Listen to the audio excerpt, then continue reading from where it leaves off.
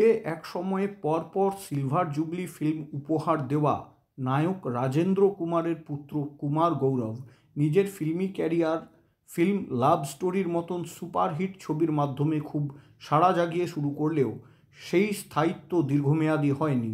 কুমার গৌরব বর্তমানে একজন সফল ব্যবসায়ী হলেও বলিউডে নায়ক হিসেবে উনি খুব বেশি সফল হতে পারেননি।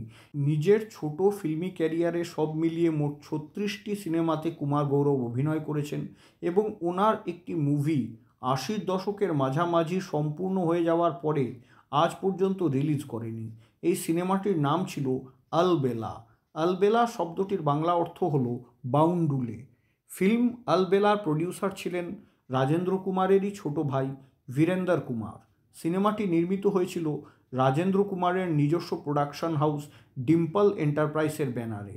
এই সিনেমাটির কাজ যখন শুরু হয় তখন এর টাইটেল বা শিরোনাম ছিল আওয়ারা বাদল। এরপরে নাম বদলে দিয়ে হয় আলবেলা। ফিল্ম আলবেলার মুখ্য শিল্পীরা ছিলেন কুমার গৌরব, রতি অগ্নিহোত্রী, কাদের খান এবং সারিকা ঠাকুর।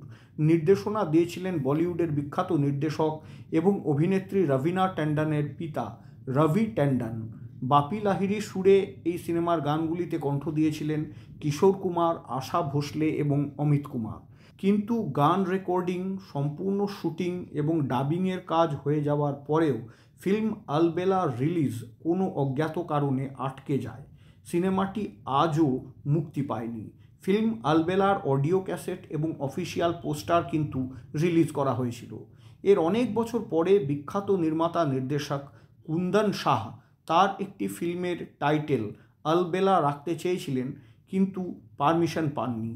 পরে কভি হাঁ কভি না নাম দিয়ে তিনি শাহরুখ খান স্টারার নিজের এই ছবিটিকে রিলিজ করেছিলেন। ফিল্ম আলবেলার মতন অসংখ্য ছবি যেগুলি বলিউডে সম্পূর্ণ হয়ে যাওয়ার পরেও সেই সময় রিলিজ হতে পারেনি, সেগুলোকে বর্তমান যুগে অন্তত ওটিটি প্ল্যাটফর্মে সিনেমা প্রেমীদের স্বার্থে রিলিজ করে দেওয়া উচিত বলেই মনে করি।